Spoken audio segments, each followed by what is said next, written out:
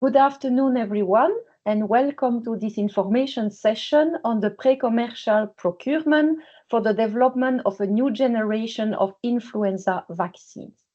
My name is Agnès Mathieu Mendes, and I'm the head of unit in charge of procurement in HaDEA, the Health and Digital Executive Agency.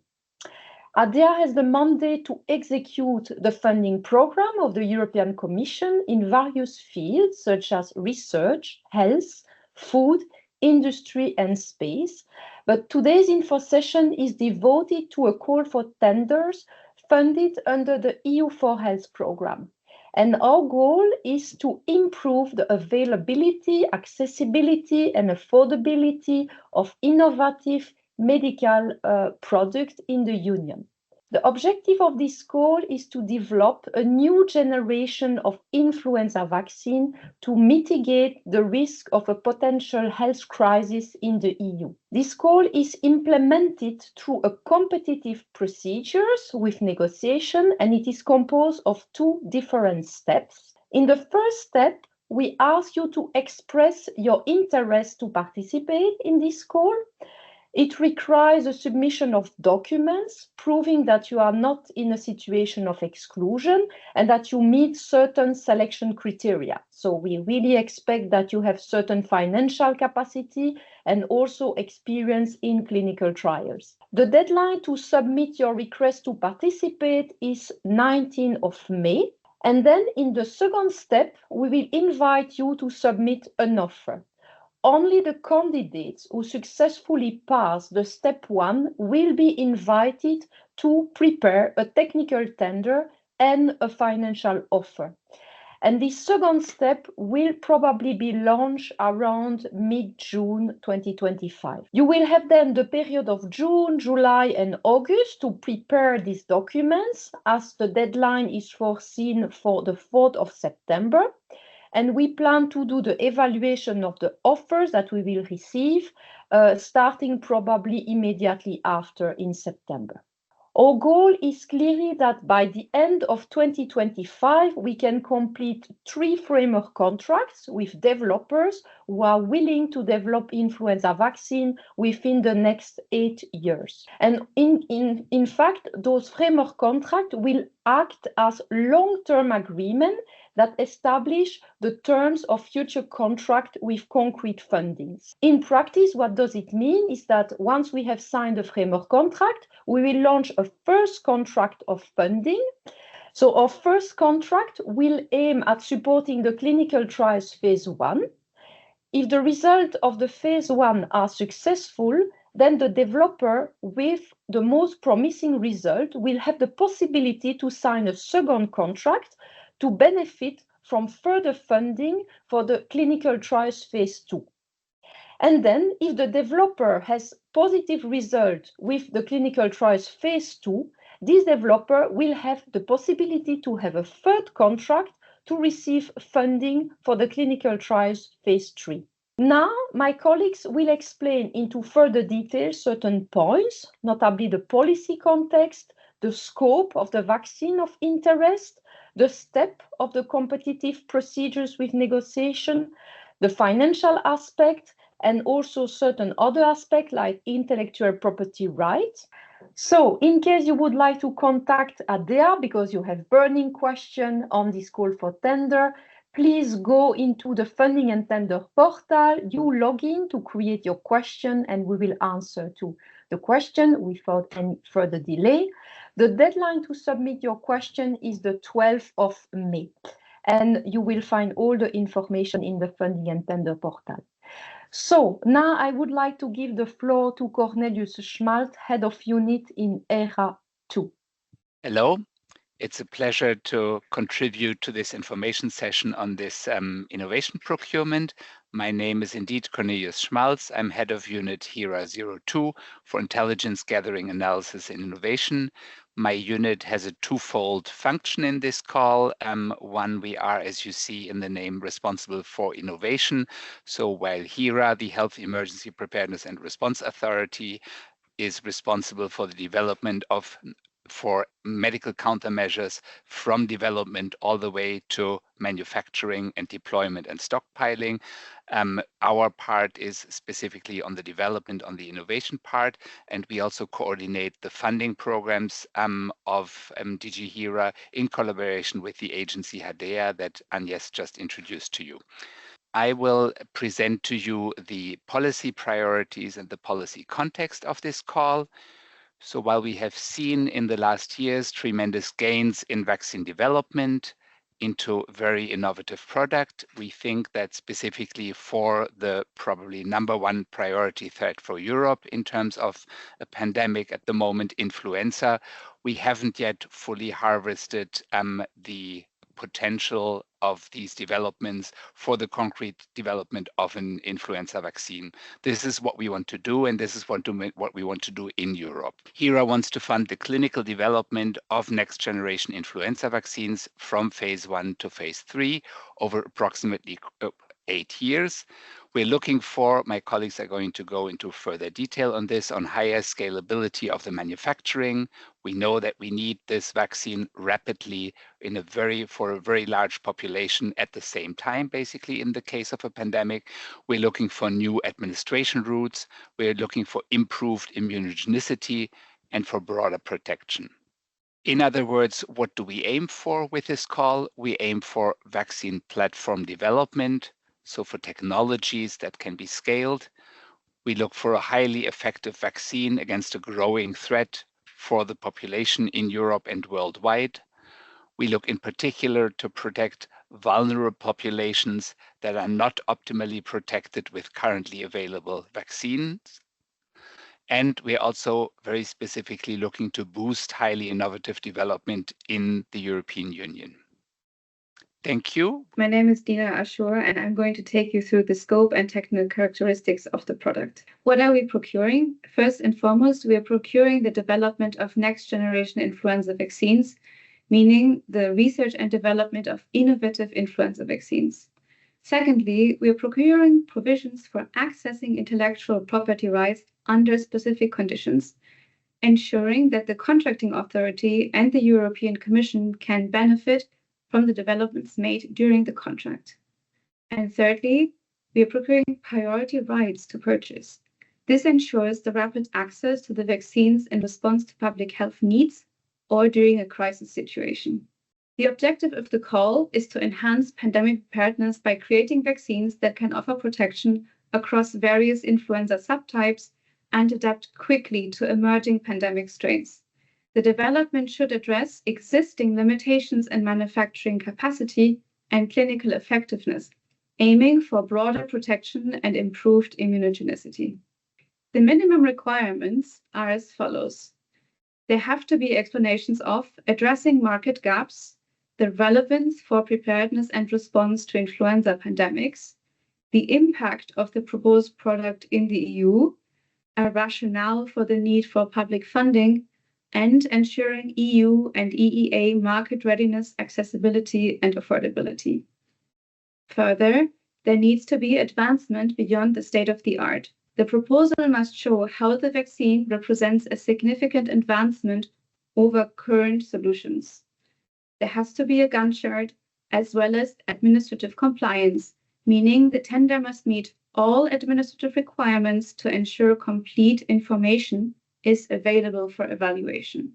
These minimum requirements are critical criteria that every tender must meet to be considered for award.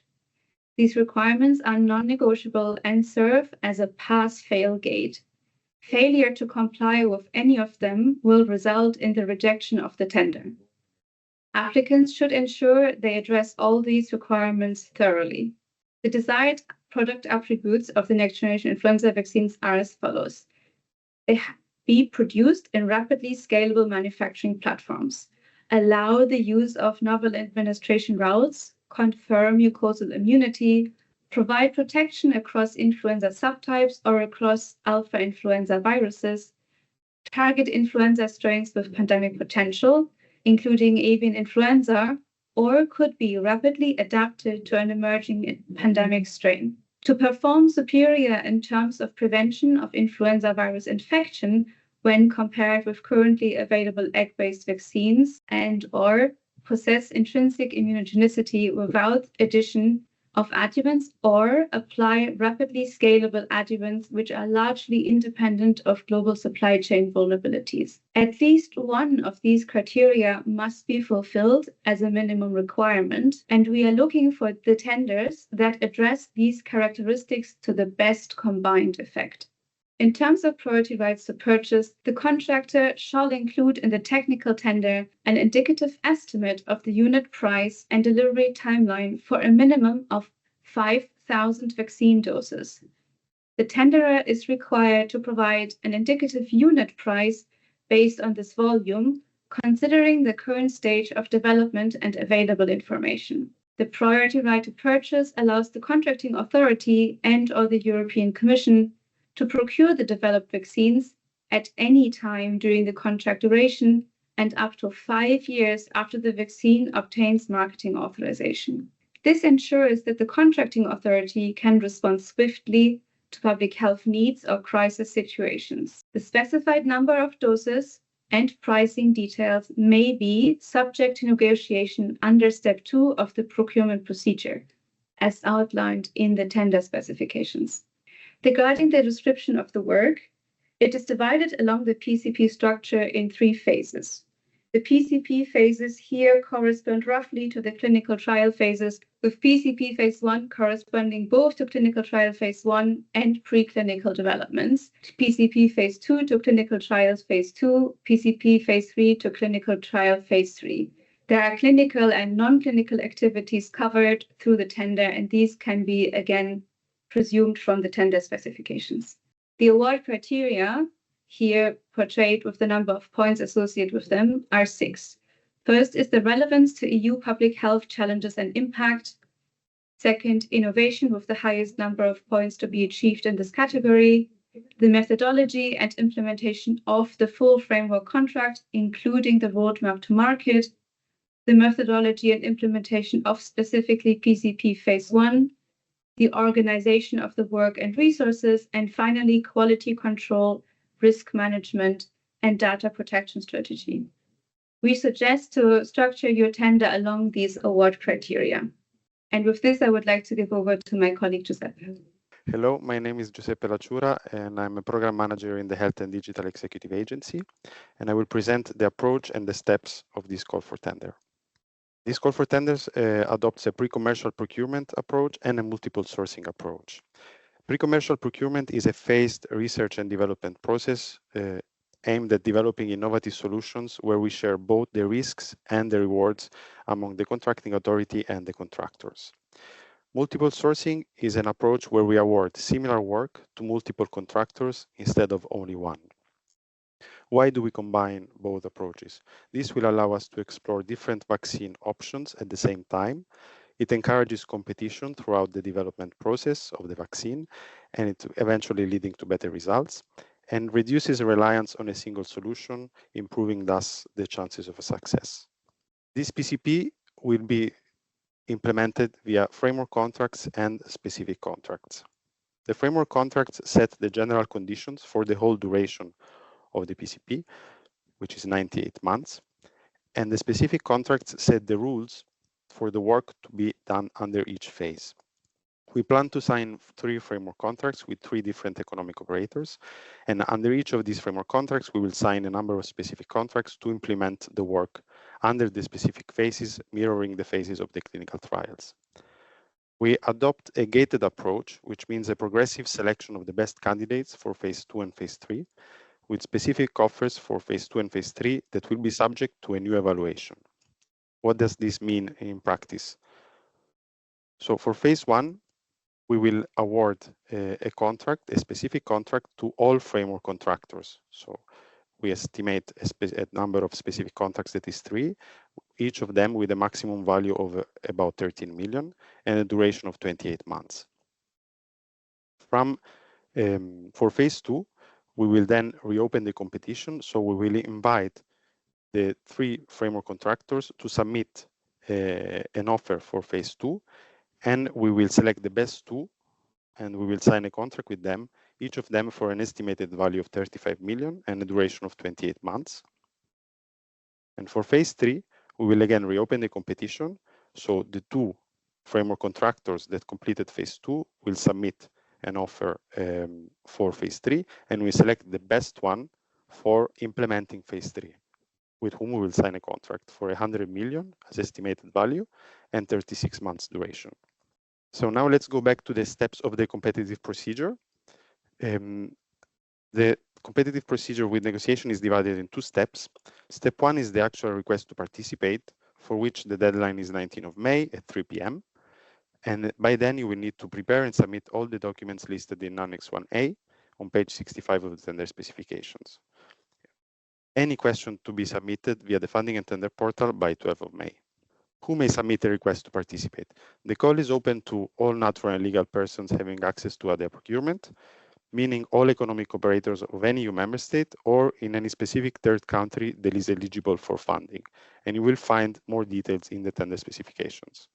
Please note that entities from third countries such as the US, UK, Switzerland, Canada, Japan, Singapore cannot submit a request to participate or a tender as tenderer. They can, however, participate as subcontractors or as entities on whose capacities the tenderer relies to fulfill the selection criteria. What documents need to be submitted under step 1? The declaration on horror on exclusion and selection criteria, the evidence that the person signing the documents is an authorized representative of the entity, the agreement or power of attorney, the list of identified subcontractors that have an individual monetary share of above 10% of the value of the contract or that are needed to fulfill selection criteria, the commitment letters of such subcontractors, the evidence for the non-exclusion criteria, and the evidence for the selection criteria, the legal, financial, and technical capacity that I will present in a moment. So what do we evaluate under step 1? The restrictive measures, whether the candidate is not subject to sanctions or other restrictive measures as per the EU treaties, access to procurement based on the EU4Health regulation, whether it's an EU, EEA candidate or from other countries that have association agreements, such as Georgia or Serbia, for instance. Administrative compliance, whether the documents are in the EU official languages, plus they have a signature of authorized representative. The non-exclusion criteria, meaning the declaration of honor, where they confirm that they are not in a situation of bankruptcy or insolvency, for instance. And the selection criteria, so whether they comply with the legal and regulatory capacity, the economic and financial capacity, and the technical and professional capacity that I will present in a moment. Please note that all the documents need to be submitted already under step 1. So for the selection criteria, these are pass or fail criteria, and so you need to comply with these criteria. The first one is the legal and regulatory capacity. You need to have the legal and regulatory capacity to carry out the work subject to this call for tender. For instance, you need to have the regulatory capacity to run the clinical trials. For the technical and professional capacity, you need to have experience in the research and development of vaccines against respiratory viruses and or vaccines against any other pathogen. You need to have a laboratory and or research and development capacities for carrying out the necessary quality, clinical and non-clinical activities for marketing authorization in the EU. You need to have a core team with experience in project management and medicinal product development. And in terms of economic and financial capacity, you need to have a minimum average yearly sum of turnover, a minimum quick ratio, and a minimum solvency, on which my colleagues will come back in a moment. For the detailed requirements and evidence needed for each of these criteria, for instance, the CV, the list of projects, the balance sheets, please see the tender specifications. So once we evaluate the step 1, we will communicate the results to all candidates via email, tentatively by mid-June 2025. So please provide a valid email address and check it regularly. We will invite you to step 2, for which the deadline to submit the offers is the 4th of September at 3 p.m. Only candidates selected for step 2 may ask questions during step 2 tendering period. The documents to be submitted under step 2 are the technical tender and the financial tender. Please prepare the documents and follow the instructions provided in Annex 1B of the tender specs, for instance, on how to name the file, on where to upload the files. The technical tender need to be split in two parts. One part concerning the framework contract offer, including the description of the whole PCP, and one part on the phase one offer, including the specific description of phase one. The whole technical tender needs to be maximum 70 pages, excluding annexes, evidence, and CVs. It shall be legible, concise, clear, and adhere to the tender specifications. It will be evaluated based on the award criteria mentioned earlier by my colleague, and we will also ensure that the tender complies with the minimum requirement in order to be eligible for award. The contracting authority may decide to negotiate the tenders to improve them or align them with the tender specifications. Negotiations, if needed, will take place in September, October 2025 with maximum 2 rounds. What can be negotiated? The implementation plan, the priority right to purchase, for instance, manufacturing aspects, stockpiling aspects, and distribution aspects, the financial offer, and Article 19 and 213 of the draft framework contract, which are the articles related to exploitation of deliverables and intellectual property rights. What is non-negotiable? The minimum requirements and the other provision of the framework contract. The maximum value for phase one specific contracts, and the maximum duration of the framework contract and on the specific contracts. HaDEA intends to sign 3 framework contracts and 3 phase 1 specific contracts by the end of December 2025. And all tenders will be informed in due time about the outcome of the procedure. And now I give the floor to my colleagues from the financial unit for the financial aspects of this call for tenders. Thank you. Hello, my name is Klara Koshnik. I am head of sector in the operational finance unit, and I will speak about the financial aspects of this procedure. First, the financial tender that will be evaluated in step 2 of the procedure. As it was already explained, this framework contract has 3 phases, and the financial offer template therefore contains the 3 phases, and tenderers are requested to provide prices for each phases and the total price of the 3 phases together. As you can see in the tender specification, each phase has a list of tasks, and tenderers are requested to provide details of each task and each phase and formulate list of activities or list of items that may be a component of the price of the task itself. There are no predefined list of items per task, but tenderers may include maximum 10 items for each task, and tenderers shall ensure that there is a logical structure of the items and there is no overlap between the items. You may find instructions in the financial offer template itself. Then the financial capacity requirement, which is part of the selection criteria. As it was said, it is a pass or fail decision, and it will be assessed in step 1 of the procedure. Under the financial capacity, there are 3 requirements.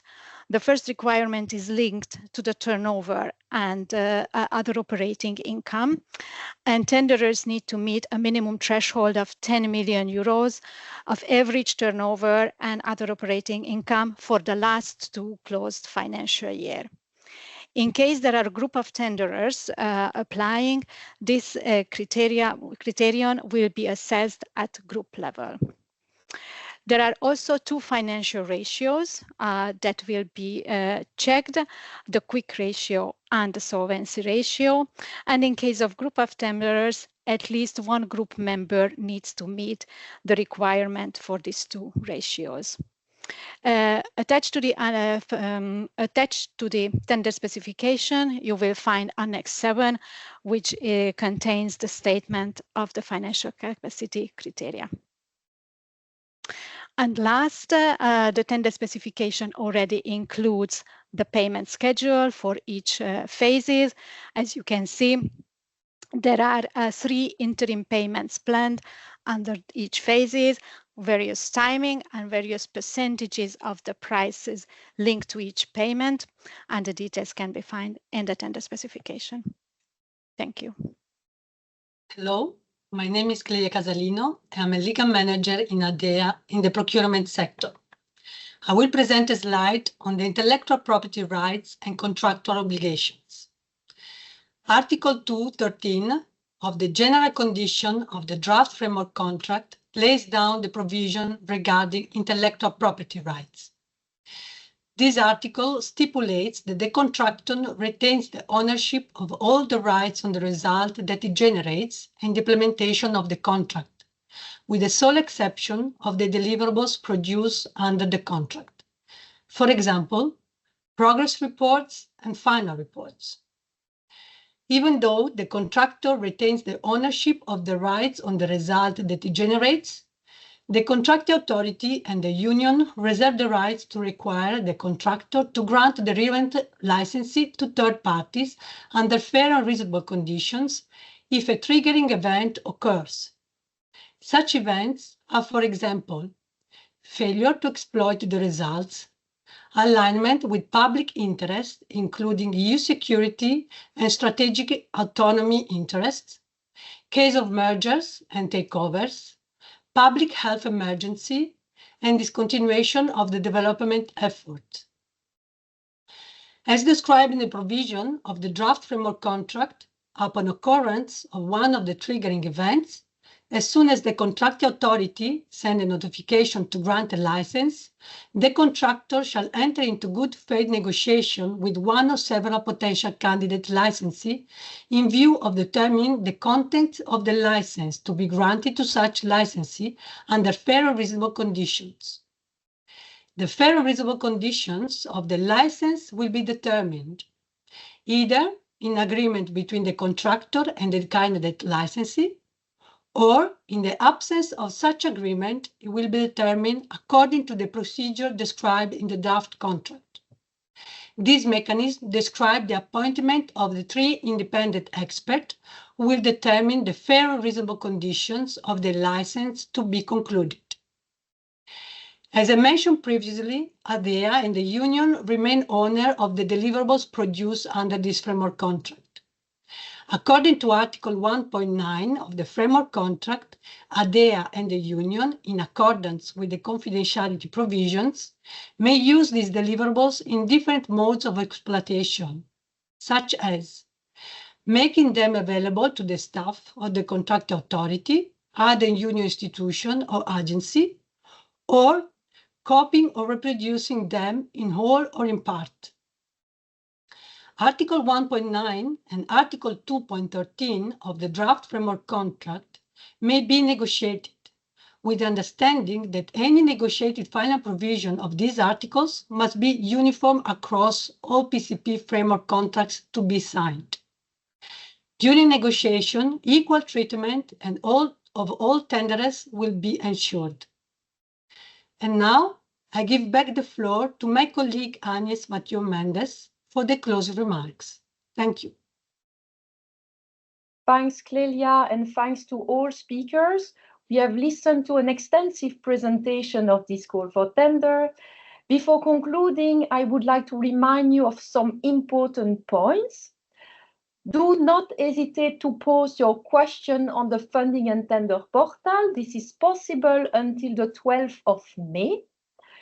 Remember that the deadline to submit your request to participate is the 19th of May at 3 p.m.